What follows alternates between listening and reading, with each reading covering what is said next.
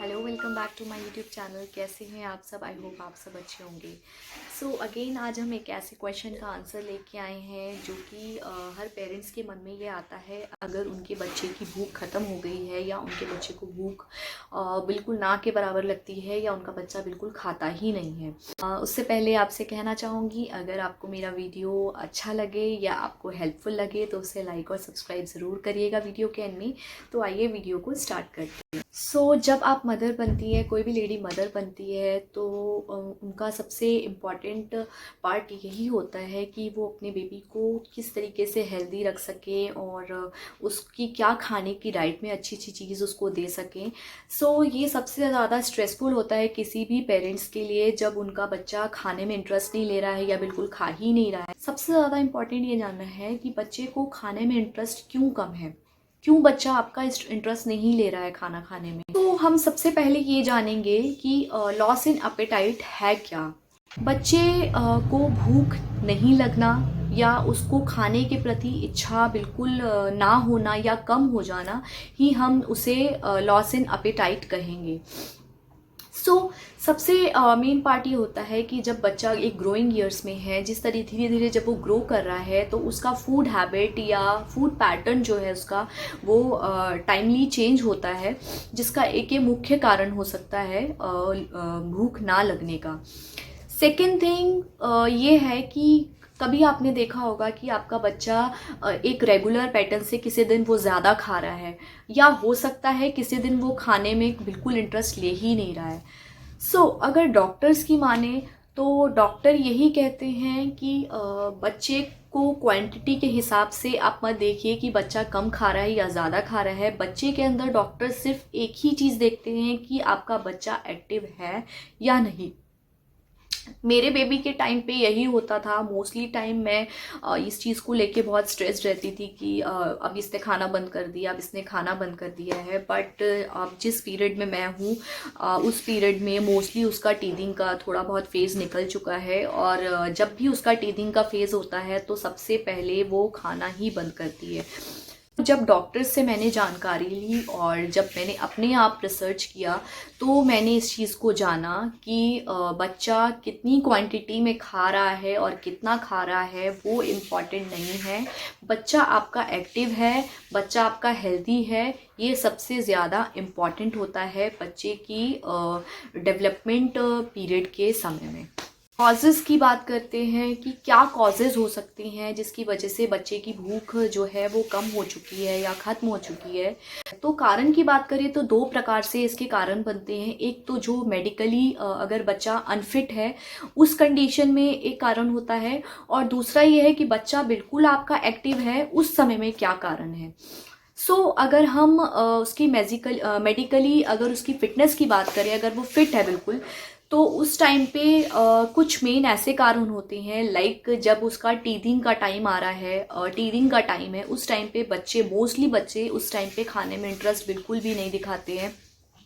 क्योंकि जब वो बॉटल आप फीड करा रहे हो या फिर जब भी वो कुछ आप उसको मुंह में दे रहे हो और वो खाना चाह रहे हैं तो उनके गम्स में पेन होता है, जिसकी वजह से वो खाने के प्रति अपना इच्छा कम दिखाते हैं। इसके अलावा हो सकता है जो भी आपने उसको फूड ऑफर किया है उसमें उसको इंटरेस्ट नहीं आ रहा है या उसको वो टेस्ट उसका टेक्सचर टेस्ट अच्छा नहीं लग रहा है, जिसकी वजह से वो खाने में इंटरेस्ट नहीं दिखा रहा है। बच्चे को आप खाने में अगर खाना कम खिला रहे हैं और उसको पानी ज़्यादा दे रहे हैं, लाइक आप उसको जूस ज़्यादा दे रहे हैं या पानी ज़्यादा दे रहे हैं या मदर फीड करा रही है तो उसको फीडिंग आप दूध ज़्यादा पिला दिया आपने, तो उस कंडीशन में बच्चे को वैसे भी खाने के प्रति जो है वो इच्छा कम रहेगी, तो वो खाने को जब भी आप उसको ऑफर करोगे तो वो उसको रिजेक्ट ही करेंगे। नेक्स्ट बात करते हैं कि जब आपका बच्चा जिस समय में मेडिकली अनफिट है तो उस समय में आपको डॉक्टर ही आपको चेकअप करके बच्चे के अंदर ये चीज़ें बता सकते हैं कि बच्चा आपका फिट है या नहीं है।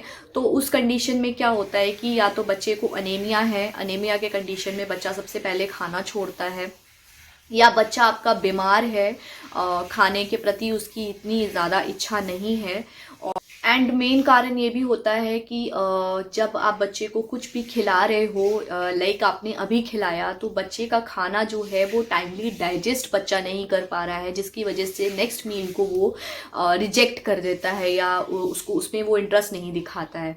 सो डाइजेशन भी एक मेन पार्ट होता है जिसकी वजह से बच्चा खाने में इंटरेस्ट नहीं दिखा रहा है।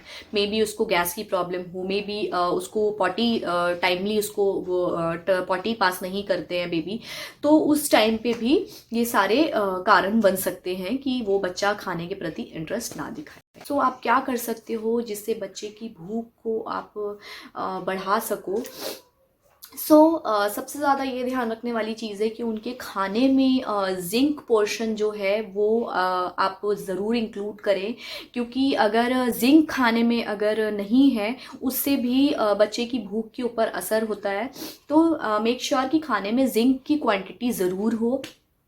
नेक्स्ट, ये आपने बिल्कुल ध्यान में रखना है कि खाना बच्चे के लिए बोरिंग ना हो, लाइक एक ही मील आप उसे रेपिटेशन में खिला रहे हो और बच्चा अगर उसको रिजेक्ट कर रहा है तो आप उसी टाइम पे उसको सेम चीज़ दिखा के खिला रहे हो, ऐसा बिल्कुल नहीं करना है। बच्चे को अगर किसी पर्टिकुलर फूड को अगर बच्चे ने रिजेक्ट कर दिया है तो 1 या 2 बार से ज़्यादा आपने अटेम्प्ट नहीं करना है।